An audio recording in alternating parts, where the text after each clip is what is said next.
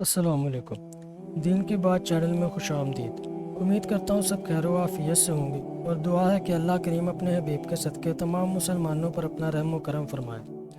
رات میں بعد نماز عشاء جو نوافل پڑھے جائیں ان کو صلاۃ اللیل کہتے ہیں، اور رات کے نوافل دن کے نوافل سے افضل ہے کہ صحیح مسلم شریف میں ہے، سید المبلغین رحمت للعالمین صلی اللہ تعالیٰ علیہ وآلہ وسلم نے ارشاد فرمایا، فرضوں کے بعد افضل نماز رات کی نماز ہے۔ تہجد اور رات میں نماز پڑھنے کا ثواب۔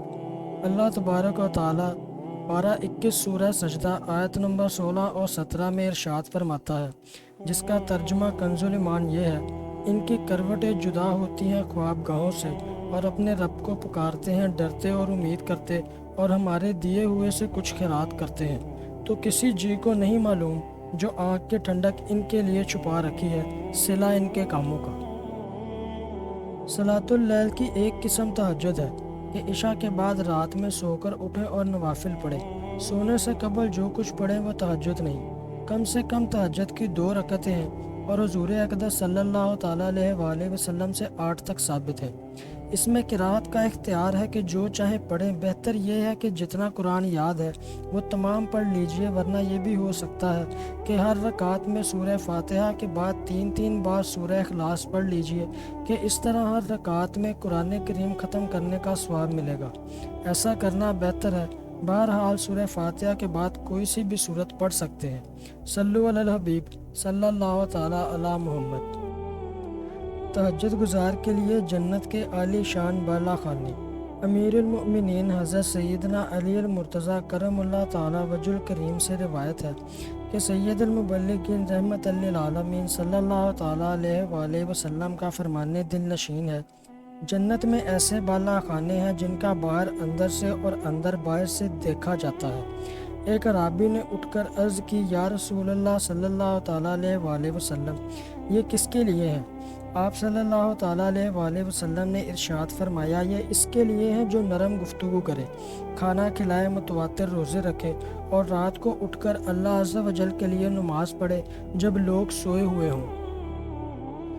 مفسر شہیر حکیم الامت حضرت مفتی احمد یار خان علیہ رحمہ الحنان میرات المناجی جلد 2 صفحہ 260 پر اس حصہ حدیث و تابع الصیام یعنی متواتر روزے رکھے کی شرح کرتے ہوئے فرماتے ہیں، یعنی ہمیشہ روزے رکھیں سوا ان 5 دنوں کے جن میں روزہ حرام ہے، یعنی شوال کی 1 اور ذی الحجہ کی 10ویں تا 13ویں۔ یہ حدیث ان لوگوں کی دلیل ہے جو ہمیشہ روزے رکھتے ہیں۔ بعض نے فرمایا کہ اس کے معنی ہیں ہر مہینے میں مسلسل 3 روزے رکھے۔ صلو علی الحبیب صلی اللہ تعالیٰ علی محمد۔ تہجد گزار کے 8 حروف کی نسبت سے نیک بندوں اور بندیوں کی 8 حکایات۔ ساری رات نماز پڑھتے رہتے۔ حضرت سیدنا عبدالعزیز بن رواد علیہ رحمت اللہ الجواد رات کو سونے کے لیے اپنے بستر پر آتے اور اس پر ہاتھ پھیر کر کہتے، تو نرم ہے لیکن اللہ عز و جل کی قسم جنت میں تجھ سے زیادہ نرم بستر ملے گا۔ پھر ساری رات نماز پڑھتے رہتے۔ اللہ رب العزت عز و جل کی ان پر رحمت ہو اور ان کے صدقے ہماری مغفرت ہو، آمین بجاہ النبی الامین صلی اللہ تعالیٰ علیہ وآلہ وسلم۔ بالیقین ایسے مسلمان ہیں بے حد نادان جو کہ رنگینی دنیا پہ مرا کرتے ہیں۔ شہد کی مکھی کی بنبناہٹ کی سی آواز۔ مشہور صحابی حضرت سیدنا عبداللہ ابن مسعود رضی اللہ تعالیٰ عنہ جب لوگوں کے سو جانے کے بعد اٹھ کر قیام یعنی عبادت فرمایا کرتے تو ان سے صبح تک شہد کی مکھی کی سی بنبناہٹ سنائی دیتی۔ اللہ عز و جل کی ان پر رحمت ہو اور ان کے صدقے ہماری مغفرت ہو، آمین بجاہ النبی الامین صلی اللہ تعالیٰ علیہ وآلہ وسلم۔ محبت میں اپنی گماں یا الہی، نہ پاؤں میں اپنا پتہ یا الہی۔ میں جنت کیسے مانگوں؟ حضرت سیدنا صلہ بن اشرم علیہ رحمت اللہ الکرم ساری رات نماز پڑھتے، جب سحری کا وقت ہوتا تو اللہ عز و جل کی بارگاہ میں عرض کرتے، الہی میرے جیسا آدمی جنت نہیں مانگ سکتا، لیکن تو اپنی رحمت سے مجھے جہنم سے پناہ عطا فرما۔ اللہ رب العزت کی ان پر رحمت ہو اور ان کے صدقے ہماری مغفرت ہو، آمین بجاہ النبی الامین صلی اللہ تعالیٰ علیہ وآلہ وسلم۔ تیرے خوف سے، تیرے ڈر سے ہمیشہ میں تھر تھر رہوں کانپتا یا الہی۔ تمہارا باپ ناگہانی عذاب سے ڈرتا ہے۔ حضرت سیدنا ربیع بن خشیم رحمۃ اللہ علیہ کی بیٹی نے آپ رحمۃ اللہ علیہ سے عرض کی، ابا جان کیا وجہ ہے کہ لوگ سو جاتے ہیں اور آپ نہیں سوتے؟ تو ارشاد فرمایا، بیٹی تمہارا باپ ناگہانی عذاب سے ڈرتا ہے جو اچانک رات کو آ جائے۔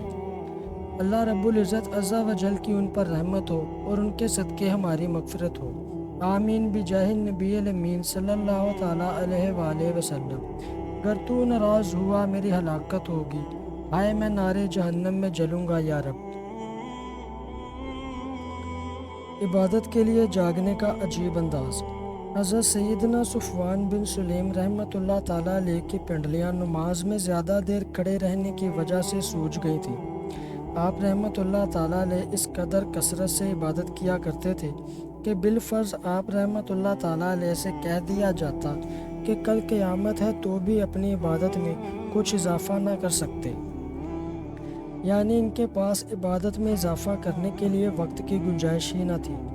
جب سردی کا موسم آتا تو آپ رحمۃ اللہ تعالیٰ علیہ مکان کی چھت پر سویا کرتے تاکہ سردی آپ رحمۃ اللہ تعالیٰ علیہ کو جگائے رکھے، اور جب گرمیوں کا موسم آتا تو کمرے کے اندر آرام فرماتے تاکہ گرمی اور تکلیف کے سبب سو نہ سکیں، کیونکہ اے سی کجا ان دنوں بجلی کا پنکھا بھی نہ ہوتا تھا۔ سجدہ کی حالت میں ہی آپ کا انتقال ہوا۔ آپ دعا کیا کرتے تھے، اے اللہ عز و جل، میں تیری ملاقات کو پسند کرتا ہوں، تو بھی میری ملاقات کو پسند فرما۔ اللہ رب العزت عز و جل کی ان پر رحمت ہو اور ان کے صدقے ہماری مغفرت ہو، آمین بجاہ النبی الامین صلی اللہ تعالیٰ علیہ وآلہ وسلم۔ عفو کر اور صدا کے لیے راضی ہو جا، گر کرم کر دے تو جنت میں رہوں گا یا رب۔ روتے روتے نابینا ہو جانے والی خاتون۔ حضرت سیدنا خواص رحمۃ اللہ علیہ فرماتے ہیں کہ ہم راحلہ عابدہ کے پاس گئے، یہ بکثرت روزے رکھتی تھیں اور اتنا روتی کہ ان کی بینائی جاتی رہی، اور اتنی کثرت سے نمازیں پڑھتی کہ کھڑی نہ ہو سکتی تھی، لہٰذا بیٹھ کر ہی نماز پڑھتی تھی۔ ہم نے انہیں سلام کیا، پھر اللہ عز و جل کے عفو و کرم کا تذکرہ کیا تاکہ ان پر معاملہ آسان ہو جائے۔ انہوں نے یہ بات سن کر ایک چیخ ماری اور فرمایا، میرے نفس کا حال مجھے معلوم ہے اور اس نے میرے دل کو زخمی کر دیا ہے اور جگر ٹکڑے ٹکڑے ہو گیا ہے۔ خدا کی قسم میں چاہتی ہوں کہ کاش اللہ عز و جل نے مجھے پیدا ہی نہ کیا ہوتا اور میں کوئی قابل ذکر شے نہ ہوتی۔ یہ فرما کر دوبارہ نماز میں مشغول ہو گئی۔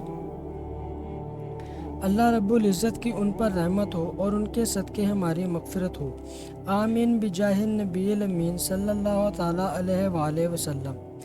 آہ سلب ایماں کا خوف کھائے جاتا ہے، کاش میری ماں نے ہی مجھ کو نہ جنا ہوتا۔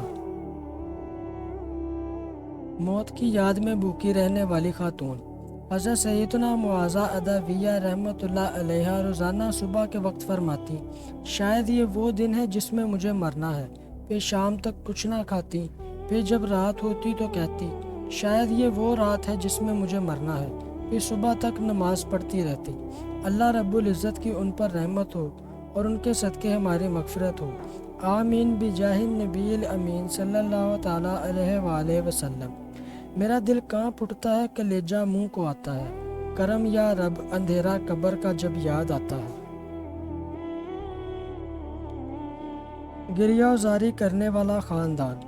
حضرت سیدنا قاسم بن راشد شیبانی قدس سروہ النورانی کہتے ہیں کہ حضرت سیدنا زمان رحمۃ اللہ علیہ موسم میں ٹھہرے ہوئے تھے۔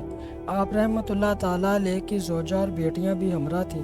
آپ رحمۃ اللہ تعالیٰ علیہ رات کو اٹھے اور دیر تک نماز پڑھتے رہے۔ جب سحری کا وقت ہوا تو بلند آواز سے پکارنے لگے، اے رات میں پڑاؤ کرنے والے قافلے کے مسافروں، کیا ساری رات سوتے رہو گے؟ کیا اٹھ کر سفر نہیں کرو گے؟ تو وہ لوگ جلدی سے اٹھ گئے اور کہیں سے رونے کی آواز آنے لگی اور کہیں سے دعا مانگنے کی۔ ایک جانب سے قرآن پاک پڑھنے کی آواز سنائی دی تو دوسری جانب کوئی وضو کر رہا ہوتا۔ پھر جب صبح ہوئی تو آپ رحمۃ اللہ علیہ نے بلند آواز سے پکارا۔ لوگ صبح کے وقت چلنے کو اچھا سمجھتے ہیں۔ اللہ رب العزت کی ان پر رحمت ہو اور ان کے صدقے ہماری مغفرت ہو، آمین بجاہ نبی الامین صلی اللہ تعالیٰ علیہ وآلہ وسلم۔ میرے غوث کا وسیلہ رہے شاد سب قبیلہ، انہیں خلد میں بسانا مدنی مدینے والے۔ صلو علی الحبیب صلی اللہ تعالیٰ علی محمد۔ امید کرتا ہوں یہ ویڈیو آپ کو اچھی لگی ہوگی۔ ویڈیو کو لائک کریں، چینل کو سبسکرائب کریں اور کمنٹ سیکشن میں اپنی رائے کا اظہار ضرور کریں۔ اللہ حافظ۔